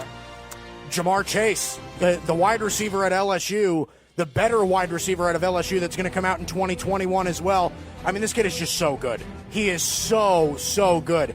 Great route runner, great athlete. He's fast. He's able to win a lot of battles. I mean, Jamar Chase and A.J. Terrell. A.J. Terrell's the corner for Clemson that's also going to play in the NFL. Jamar Chase was winning a lot of those battles, and A.J. Terrell's a really good corner. Jamar Chase is just so special at wide receiver. He's gotten Julio Jones comparisons. I mean, this kid is just a special receiver. He's going to be a number 1 receiver and a really good one when he gets into the NFL. Jamar Chase is number 4. Now we're in the top 3. Number 3. Derek Stingley Jr., okay? The corner from LSU. He's a true freshman, and he's the best corner and he's the best defensive back that Clemson, that LSU has, and that includes the guys like Christian Fulton, who's going to be a first-round pick. That includes Grant Delpit. That includes Kerry Vincent. Like, this is a nasty player who's so tight in coverage. He doesn't allow any space. I mean, he was on T. Higgins for most of the game yesterday and was completely shutting him out. Sir, Derek Stingley, as a true freshman, is already the best corner in college football, with maybe the exception of Jeff Okudah. But Derek Stingley can also be used as a return guy. So athletic, good size, sticks to his man. Might be the best coverage corner that we've seen maybe since Jalen Ramsey. Derek Stingley is number 3. Number 2. I know people are going to get mad at me for this, but Joe Burrow. Okay, Joe Burrow to me is was the second best player in this game. The only thing is that I think his NFL future is going to be phenomenal. I think he's going to be a superstar quarterback. I think he's going to win a Super Bowl. I think he might win multiple Super Bowls. The talent's there, crazy accurate with his arm. He's a good athlete, or a good enough athlete, I'll say. The arm strength is there. He's clutch. He's a great leader. There's nothing to not like about Joe Burrow. Superstar player. Joe Burrow is number 2. And your number 1 pick? Trevor Lawrence. That's my guy. Trevor Lawrence is number 1. And I understand he got supremely outplayed yesterday. But as far as the NFL future is concerned, I think he's got more traits that translate. He's a phenomenal athlete. His arm is special. He's still incredibly young and early in his development. From everything I hear, he's a good leader with a good work ethic. I mean, this kid is just... He's got a good head on his shoulders. If he turns out to be the last thing in his development is he's got to become a better decision maker. He can get a little turnover prone at times. And listen, I know people are going to bang on him, but that might have been the best LSU team. That might have been the best college football team of all time. That secondary for LSU is just loaded with future NFL guys. And Trevor Lawrence is 20 years old. Give the kid a break. But Trevor Lawrence right now, the quarterback from Clemson, is my number 1 player based on their NFL futures, playing in the national championship yesterday. So there we go. Number 10 is Kayvon Chason. Travis Etienne's at 9. T. Higgins is at 8. Grant Delpit at 7. Isaiah Simmons at 6. Justin Ross at 5, Jamar Chase at 4, Derek Stingley at 3, Joe Burrow at 2, and then Trevor Lawrence is at 1. No Justin Jefferson? Justin Jefferson just missed. So I threw a couple of honorable mentions in there because it was really tough. Christian Fulton just missed. Justin Jefferson just missed. Patrick Queen just missed, that linebacker from LSU that really helped himself yesterday. A.J. Terrell, the Clemson corner. Clyde Edwards-Helaire from the running back for LSU. And then Rashard Lawrence as well, the DT from LSU. Those are all guys that are going to play in the NFL and that are going to be pretty good players in the NFL. So, is it more LSU? Yeah, I think there are. Let's see. Chason, Delpit. Here we go. Chason, Delpit, Jamar Chase, Stingley and Burrow, ETN, Higgins, Simmons, Ross, and Lawrence. No, they're 5 and 5. Wow. 5 and 5. I totally did not do that on purpose. Yeah. Wow. Even Steven. But then if you look in the honorable mentions, Fulton's LSU, Jefferson's LSU, Queen is LSU, Edwards-Helaire is LSU, and Rashard Lawrence is LSU. A.J. Terrell is Clemson. That's it. So 5 out of the next 6 best players are all LSU after that. So crazy. But there we go. There you have it.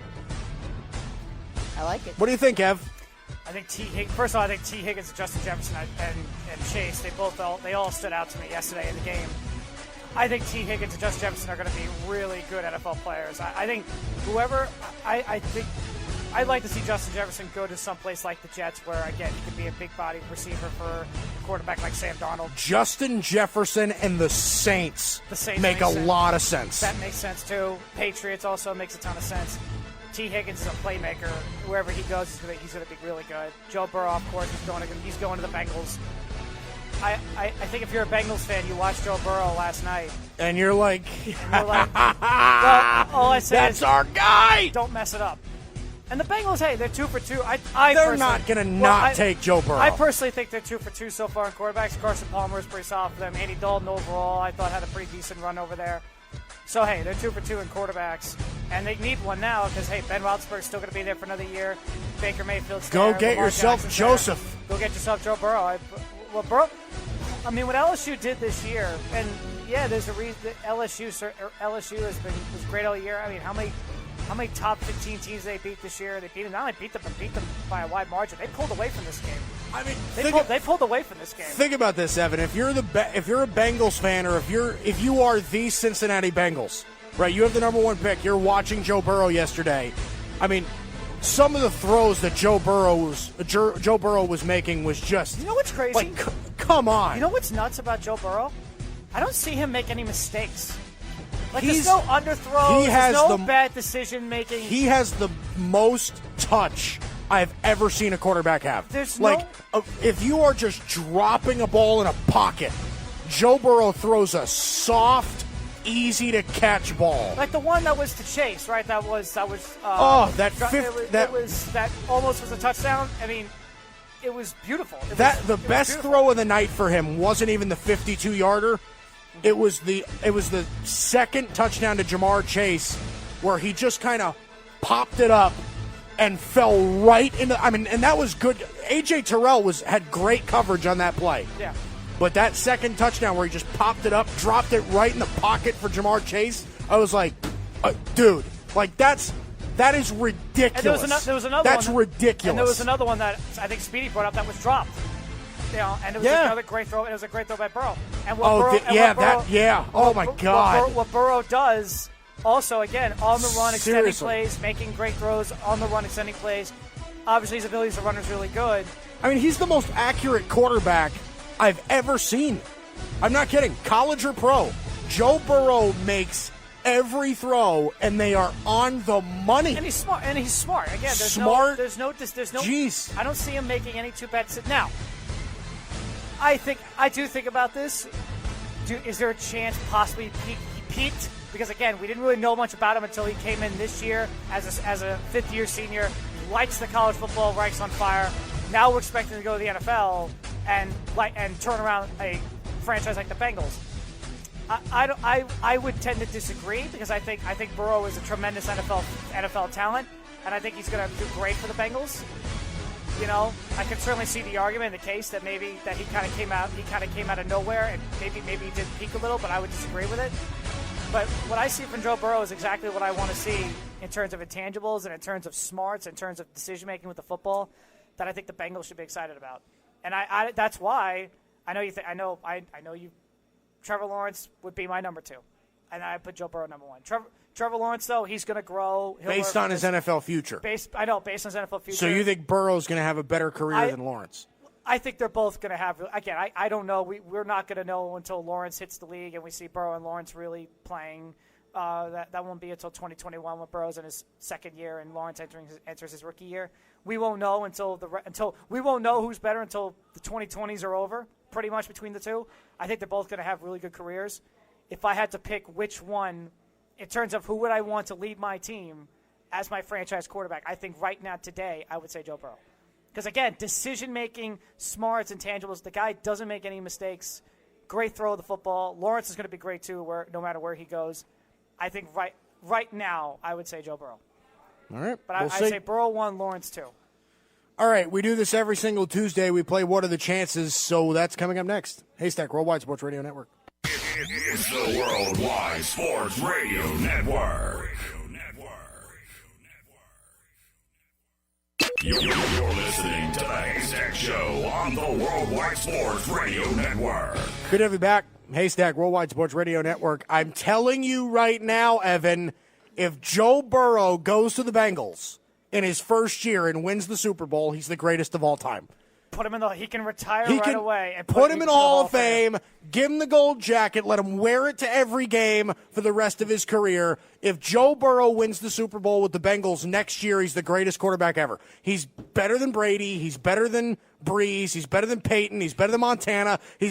Every quarterback that has ever lived would not stack up to Joe Burrow. And I'm not kidding. He can retire. I am not kidding. He can retire right there. He can retire right there and say, I just have played the Bengals to Super Bowl. And people think I'm being sarcastic, and I'm joking. I am not joking. Oh, I know when you're serious. I know when you're serious. I know when you're serious. Serial. I know when you're serious. I'm super serial. I know when you're serious. I know when you're serious. Seriously, I am chopped up donuts and chopped up fried donuts and milk. And steroids. Because that's what cereal is. And steroids. No, serious, I am. Yeah, and steroids. Yeah, I am cereal on steroids. That's what I am. About Joe Burrow goes into Cincinnati, wins the Super Bowl. He's the greatest quarterback that's ever lived. First of all, at 24 years old. He wins the division. That's even impressive. If he wins the division, that might be more impressive. If he wins the division, he's a top 10 quarterback in the league. And I actually might agree with you. And if he wins the Super Bowl, he is the greatest quarterback that's ever lived. I mean, if he wins the division, I would be incredibly impressed. Then he's already a Hall of Famer. put him in the Hall of Fame. Put the kid in the damn Hall of Fame. He can retire right there and say, I just helped lead the Bengals to the Super Bowl. No, sir. Honestly, why are we even wasting our time? Joe Burrow should already be practicing with the Bengals. Just don't even wait till he gets drafted. Come on, let go. I bet you if the Bengals could have it, let him get the college I bet you if the Bengals could have it, they can draft him right now. He's a fifth-year senior. He already graduated. Oh, he did? Yes. All right. Well, then it's time to move on. I bet you if the Bengals had it their way, they draft him right now and have him practice right now, tomorrow. That's what I mean. Don't even waste the time. Just go find your apartment in Cincinnati and I know go to work. I know we're not in that. I know we're not that era anymore where the NFL can announce draft picks couple weeks or whatever it was before the draft. But I'll tell you, you might as well do that with the Bengals. You might as well do it with the Bengals right now. The Bengals can literally come out right now before the draft. Oh, yeah. Before the Combine, which I believe is February 28th, 25th. Something like that, yeah. Something like that. And to March, they can come out right now and say, we are drafting Joe Burrow. We're just putting it out Joe there. Burrow is going to be our pick. Okay, he's going to be our pick. Who's the number two pick? The Redskins. Sorry, Redskins. Washington, you're on the clock, and then Washington could come out and say, "Yeah, well, we're drafting Chase Young." So, wouldn't it be cool if in the draft they could do? I don't know what they call it, but the Chinese. I mean, it's not a Chinese auction, but you get a bunch of people like we did it at Christmas with my girlfriends. We all buy a gift, and you pick numbers, and people can steal your gifts.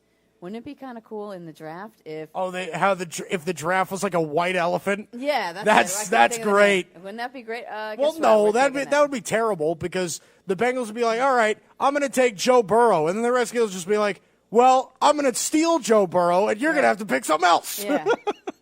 I think that would be fun. That wouldn't make it. I don't know. It'd be funny, but it wouldn't make any sense. All right, let's go to the news. All right. Well, Big J journalist Monica Ray on a Tuesday. You're talking about Joe Burrow, so he did some celebrating after the game, New Orleans style. He had a big fat cigar, and he was hanging out with Odell Beckham Jr., partying in the streets of New Orleans. Joe Burrow today, on Tuesday, January 14th of 2020, Joe Burrow is the coolest man on earth. Wow. Seriously, name somebody, Evan, that is cooler on the planet than Joe Burrow at this moment. No one. Seriously, nobody on earth has a better life than Joe Burrow does today. Well, I mean, he's had a great year, capped it off. How many times do you think? Truthfully, undefeated year, national championship, national. You know, we were talking about it over the commercial break. Which quarterback had the better college football season? Cam Newton in Auburn in 2010, or Joe Burrow this year? You know, both of them were electric. Were electric in college.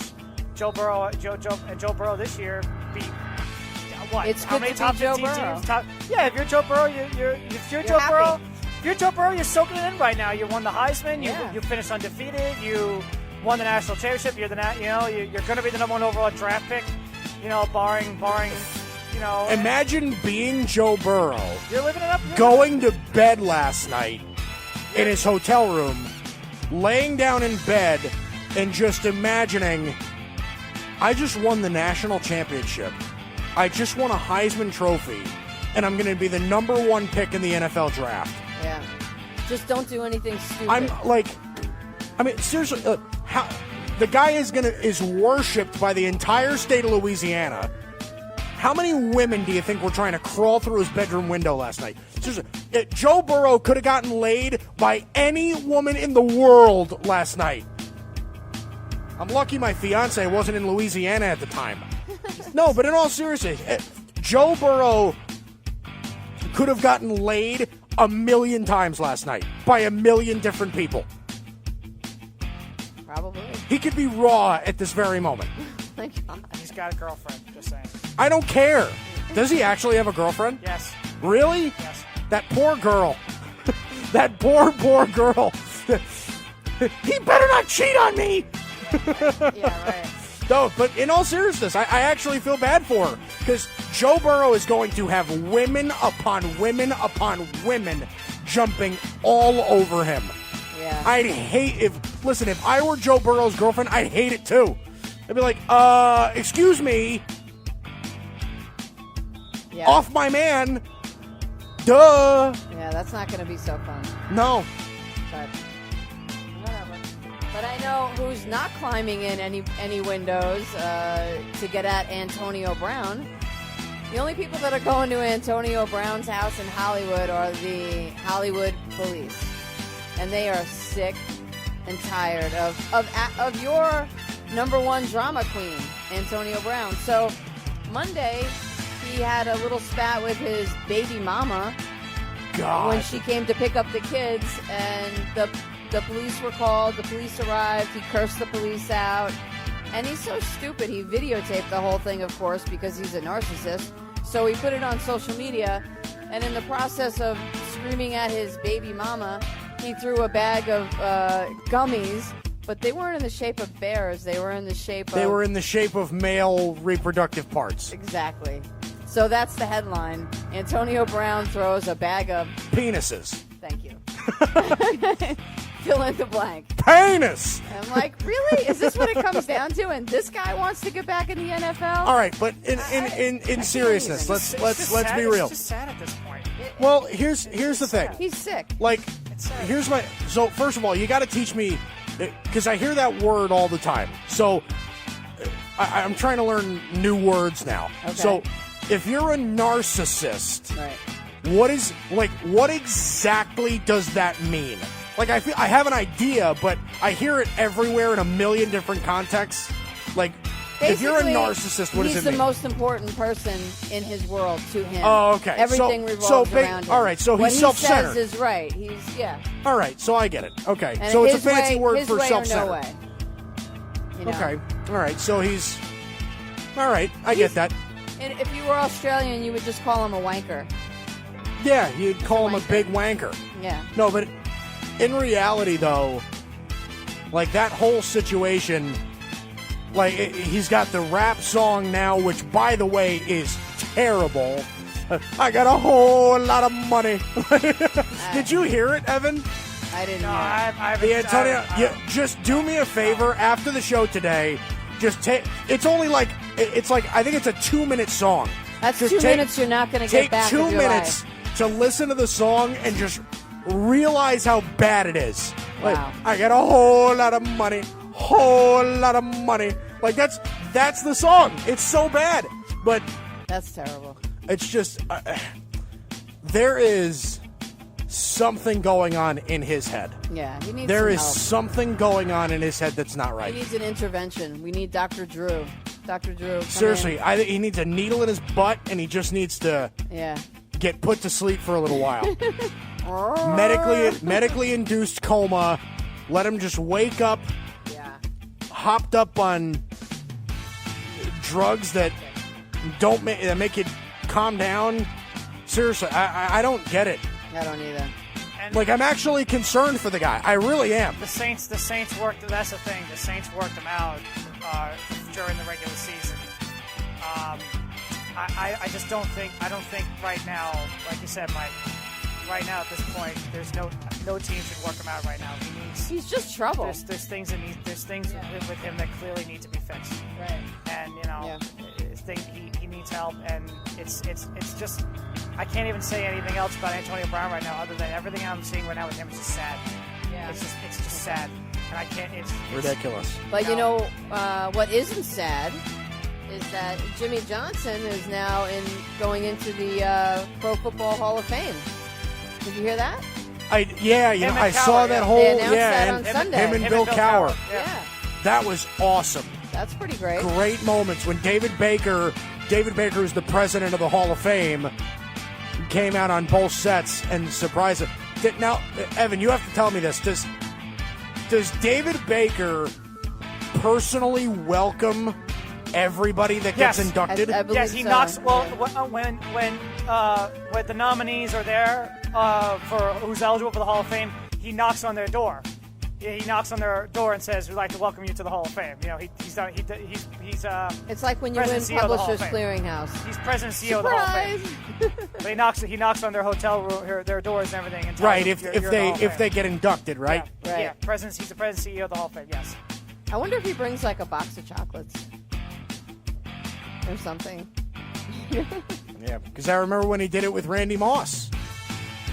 Yeah. You know, and thank you, Mr. Baker, man. Like, with Randy Moss's energetic voice. Mr. Baker, I can't thank you enough, man. Like, love that. Speaking of Randy Moss, Great. you saw Randy and His son played Thaddeus- great yesterday. Thaddeus played really good Moss yesterday. played great Played yesterday. really good yesterday. Right. So the other thing I wanted to share with you is last weekend I went axe throwing. I've sent you and Evan a video, and if you guys haven't done it, you have to go. I went to a place called Molly Hatchets in Ronkonkoma. Molly Hatchet. Yeah, great name. Great name. Curling with disaster. And you get an hour and a half. You get some hatchets, and you just have at it. You just throw it. You just That is throw it. so fun. It was awesome. I want to go axe throwing. Wait, Yeah. where is it again? It's in Ronkonkoma. Oh, I so want to go. Yeah. I'm going to bring Paula. Paula would love Paula it. would love it. So it was a lot of fun. I know my cousin. Is it scary? You know, when you walk in, you're like, all right, everybody in here has got hatchets. They don't allow drinking, but they don't frown on bring your own. Just so you know. I know my Oh, cousin. Jesus. I know my cousin. So a couple that's a years little ago, dangerous. A little bit. So, I know my cousin a couple of years ago did like archery with like her classmates. I think it was her Yeah. classmates. They did like archery and they did like archery and everything. So I don't know. Maybe we could do a show outing to Molly Hatchets and broadcast live. Yeah, there you go. But We're all throwing axes. why not? So we were supposed to have a guest who is a high school student who was interested in broadcasting, but he got sick because last night he ate sushi. The worst thing on earth. Sushi. It is terrible for you, and it tastes like garbage. I will not stand for the sushi slander. All I'm going to say is I've had sushi for 15 years of my life.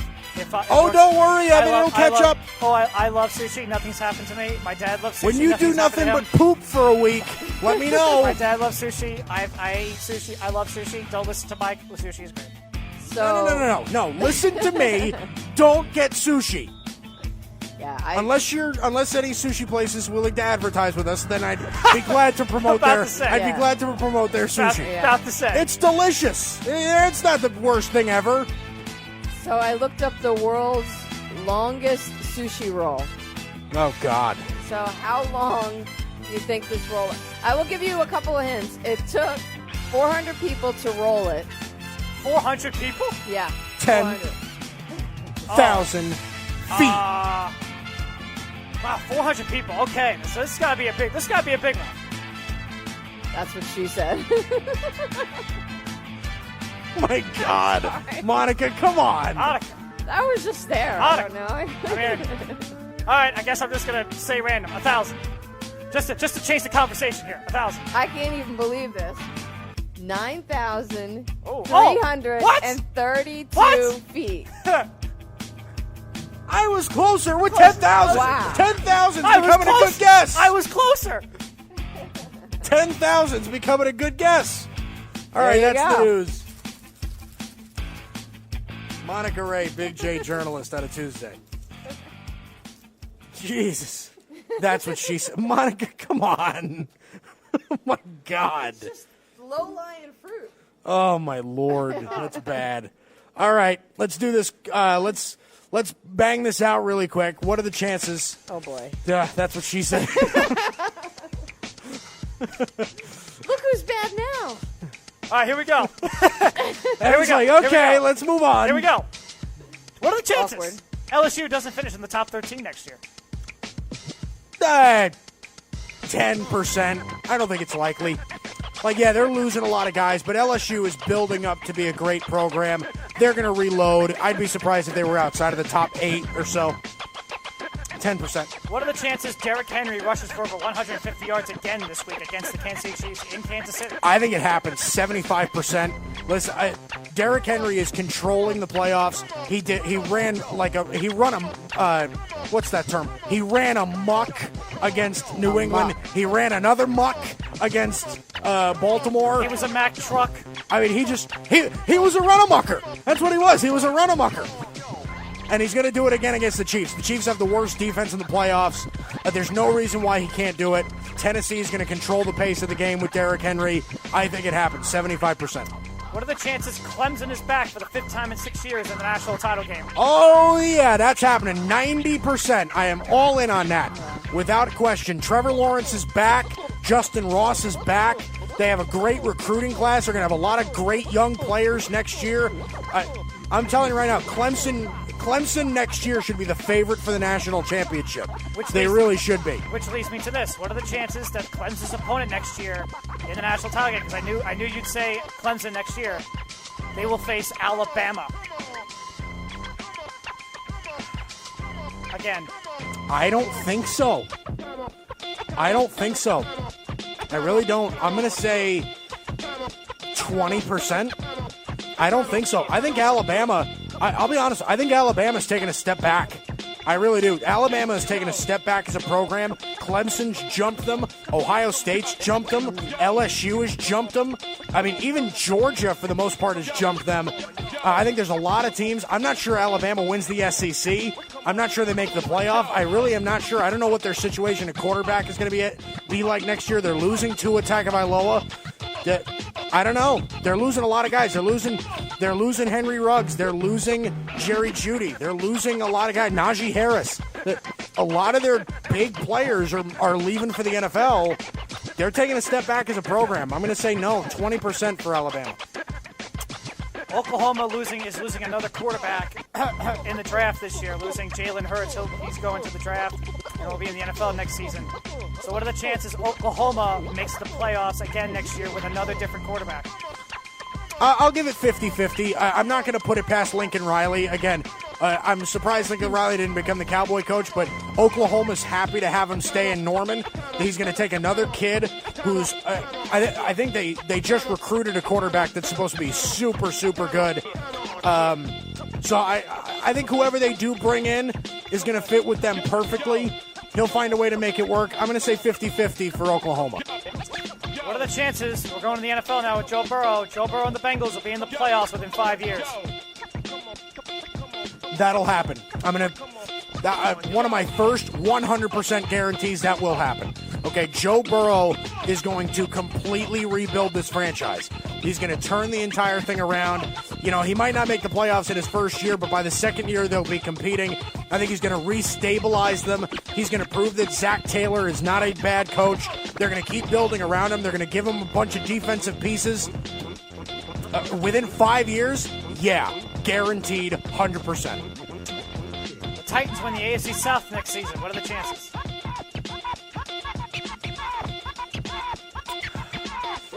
I'm going to say 30%.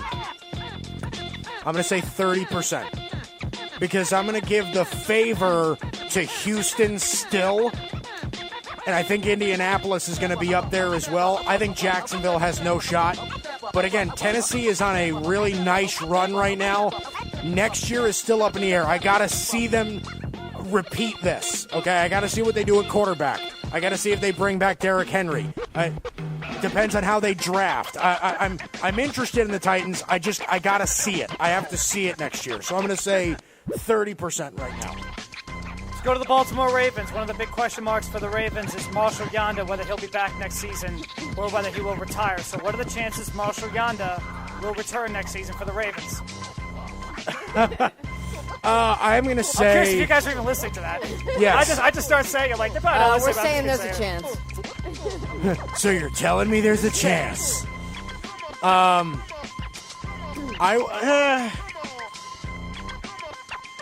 You know what? I'm gonna give it a good 65% that Yanda's back. Teammates are already recruiting him to come back. Yeah, I think he's gonna play again. Listen, I think he recognizes what this team can accomplish. I think Yanda's gonna want to make another run at a Super Bowl. I'm gonna say he's gonna stick around at least for one more year. So I'm gonna say 65%. What are the chances the St. Louis Cardinals are the National League favorites if they get Nolan Arenado? Ooh, that's a good one. If they get Arenado, I might have to put them at number one. I might have to put them as the favorites. Yeah, but they still need a good amount of pieces. They need bullpen. I still think they need some starting pitching. Plus, you don't know what they're going to give up for Arenado. I'm going to say 33%. I think it'll be between three teams. I think it'll be between the Cardinals, the Dodgers, and the Braves.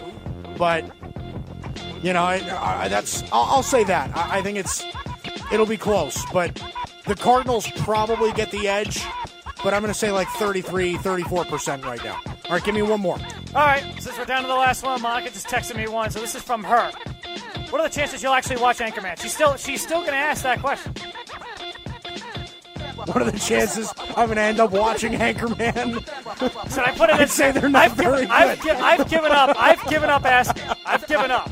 It's good. I would say it's about 0.5%. Negative 5%. All right, I'll go. All right, I'll go with. You know what? I'll give myself a 50-50 shot. 50-50 shot. Do I have to watch it this weekend? I would say you'd have to watch it by the end of the month, before Super Bowl. All right, so before the Super Bowl, I have to watch Anchorman. Yes. I could do that. 50-50. If you could watch an Antonio Brown rap video, those are 2 minutes I of get your life. a whole You're lot of not money. Getting back. Whole lot of money. You can watch an amazing movie called Anchorman. Listen, I've seen Anchorman clips, and it's hilarious. I'm pretty sure I'd like it, but... All right. Plus, I'm a broadcaster. I feel like I'm required to watch it. Absolutely. So, all right, so there we go. That's one of the chances. Do it every single Tuesday. Oh, boy, oh, boy. I'm already... Listen, get David Baker on the phone. I'm already enshrining Joe Burrow into the Hall of Fame. It's going to happen. I'm telling you. Yeah, we'll see. I don't know. All right. Monica Ray, Big J journalist. We're going to miss you because you're going to be you're going to be some work travel. Yes, you do, which is disappointing. Yeah, I don't like it. But sorry. I'll miss you guys. It's not for us. You're doing work travel for somebody else. That's true. Which is ridiculous. Yeah. Yeah. Yeah. We thought we made this clear already. We have officially we've officially taken possession of you. Uh-oh. You are no longer allowed to explore in other entities. Uh-oh. Evan Mazza, my producer. I'm Mike Guido. This is the Haystack, and the Worldwide Sports Radio Network will be back tomorrow. We'll see you. You're listening to the Worldwide Sports Radio Network.